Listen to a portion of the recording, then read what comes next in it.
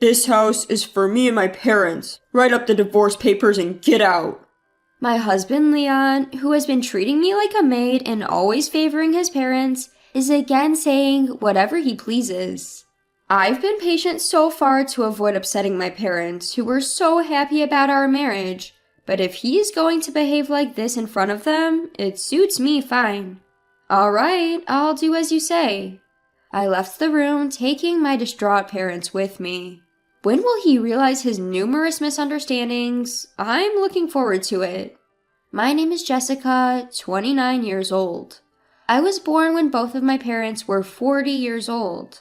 They wanted a child, but it didn't come easy, and infertility treatments were not as advanced as they are now, so they had a lot of distress. Just as they were about to give up on having a child, that's when I came into their lives, and even now my parents still talk about it joyfully. Being the long-awaited child, I was doted on immensely by my parents. Even when looking at my childhood photos, I can feel the love my parents had for me. Although my parents were not wealthy, they always celebrated events like my birthday, Easter, and my kindergarten graduation in a grand manner. They were also very supportive of my studies. If I said I wanted to learn English, they immediately enrolled me in an English conversation class, and they bought me a lot of books because I loved reading. They also said, "If it's something you need for your studies, just let us know and we'll get it for you." Looking back, I now realize that they must have struggled quite a bit to cover my education expenses, but they never showed it. They always treated me with smiles and celebrated greatly when I got good grades. As I grew older, sometimes my friends would mistake my parents for my grandparents, but I never minded. I met my now husband, Leon, at a matchmaking service.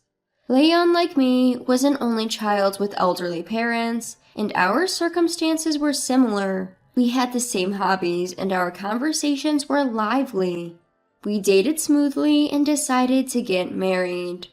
My loving parents were in tears at our wedding, blessing our marriage.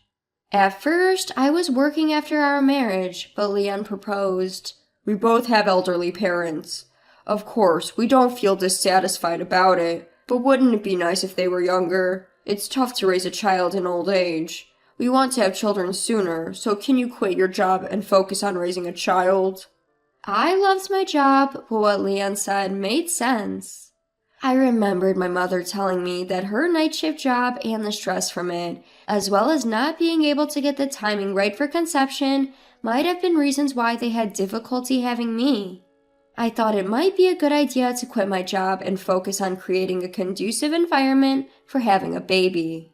Plus, Leon said, "You can return to work when our child is old enough," which reassured me. Fortunately, I had a professional certification that would allow me to return to work anytime. So, I quit my job and became a full-time homemaker. However, after our marriage, Leon started acting high and mighty just because I was a homemaker. Before we got married, I thought Leon treated me as an equal, but after, he started acting as if he was superior. Being a housewife isn't exactly a walk in the park. Between cooking 3 meals a day, cleaning, laundry, things I used to casually handle when I was alone, became a challenge, especially since Leon is particular about details and won't allow any slack. Dinner should always consist of at least 3 dishes. Also, ensure there's hot pancakes for breakfast. My mom managed to do that even while working. When I wake up in the morning, my suit and shirt should be ready on the hanger. Just grab my bag and go. That's the least you can do as a housewife. That's how my parents always did it. Every time I tried to object, he would retort, "You're a housewife, aren't you? Don't get too high and mighty while eating off my dime." That became his catchphrase. Despite his complaints about me eating off his dime, the money Leon gave for household expenses was barely enough. I spent my days scrutinizing our budget, constantly scouring the internet for money-saving tips. One day, given the situation, I mused out loud, maybe I should go back to work. Leon responded with, "Didn't you say you used to work at a law firm? Being a secretary there won't make much money. I won't allow you to neglect housework for that. So he wouldn't even let me return to work. I wondered if Leon was misunderstanding something. However, by this time, I was too tired of his constant complaints and shouting to argue. And truthfully, I wasn't sure if I could maintain the quality of housekeeping and care for Leon if I was also working. Moreover, I didn't want to upset my parents, who were so happy about our marriage, so I couldn't confide in them. But it wasn't just Leon's attitude that bothered me. He frequently invited his parents to our house. Mother's Day, Father's Day, his parents' birthdays. He would find any excuse to invite them over and have me prepare the meal.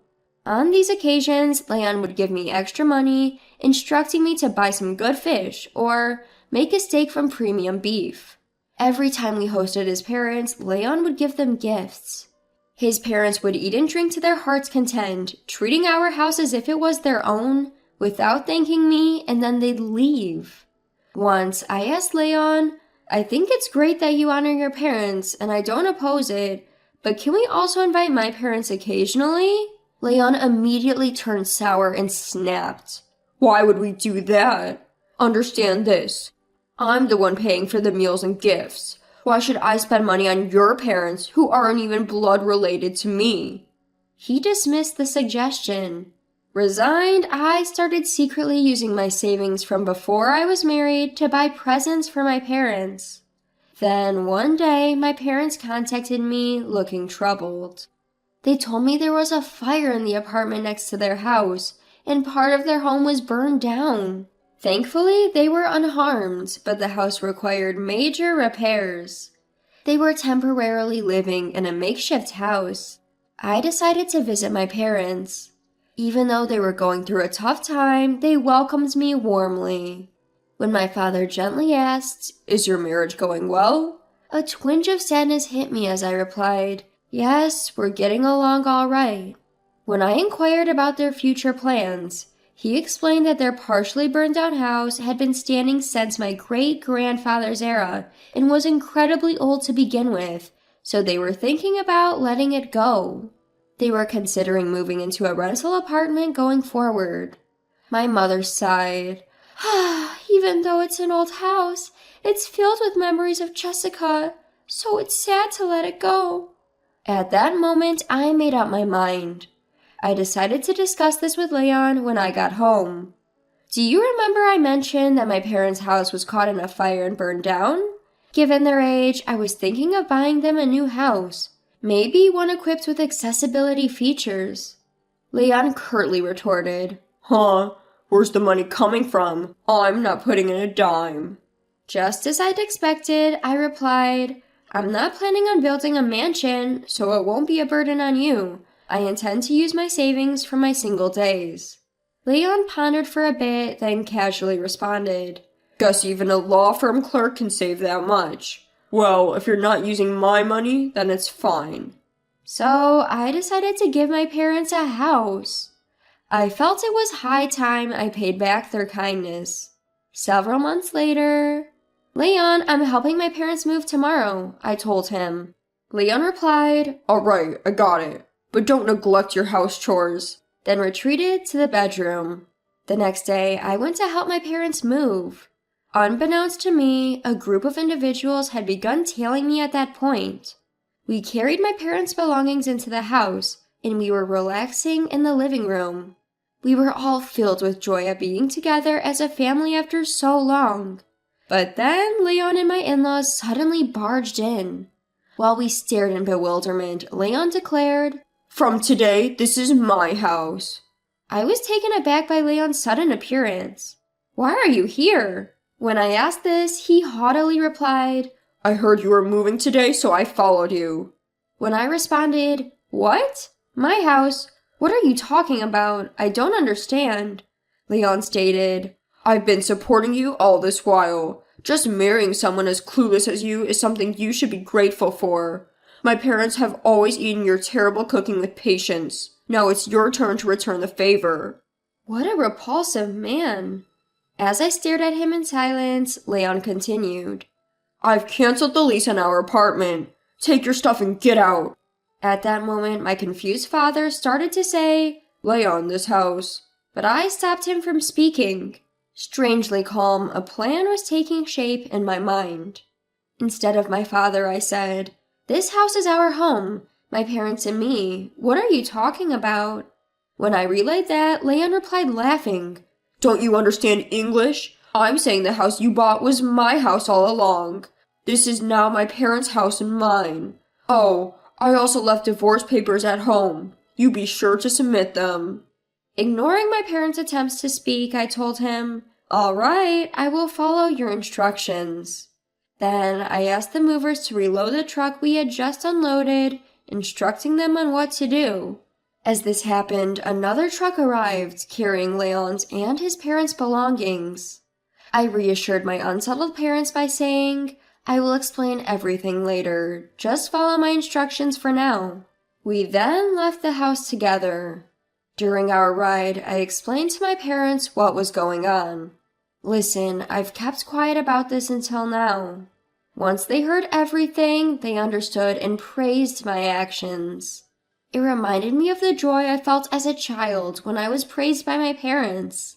A few weeks later, I got repeated calls from Leon. Reluctantly, I answered the phone. Without waiting for my hello, Leon shouted, "Hey, isn't this the house you bought? Someone just told me they're going to call the cops if I don't leave." "Yeah, that's correct. So when you said that house was ours, I was taken aback. That rental was your house, huh?" I replied, laughing. This made Leon absolutely livid. "Hey, quit mocking me. Just explain it. Wasn't that house bought for your parents?" Then I explained everything to Leon step by step. The house that I had bought for my parents was under renovation after the purchase. However, the day before moving in, the renovation company told us, due to our mistake, the work will not be finished on the scheduled date. It was entirely the renovation company's fault. Since they had contacted us in the evening, it was too late to cancel the movers. The renovation company, taking responsibility for their mistake, arranged a rental house for us to live in until the real house was ready. It was a model home that had finished its exhibition period. We planned to live there until the renovations were completed, but Leon and his parents moved in by mistake. When my parents tried to clarify, I decided to get revenge based on Leon's terrible misinterpretation. After that, I stored all of our belongings in a rented storage unit and lived in a hotel with my parents. Meanwhile, I submitted the divorce papers prepared by Leon as he had instructed, and that's how I got divorced from him. My parents told me you should have consulted us sooner. However, I think things turned out for the best. I was able to spend time with my parents and managed to divorce Leon. Now, I'm living with my parents in our newly renovated house.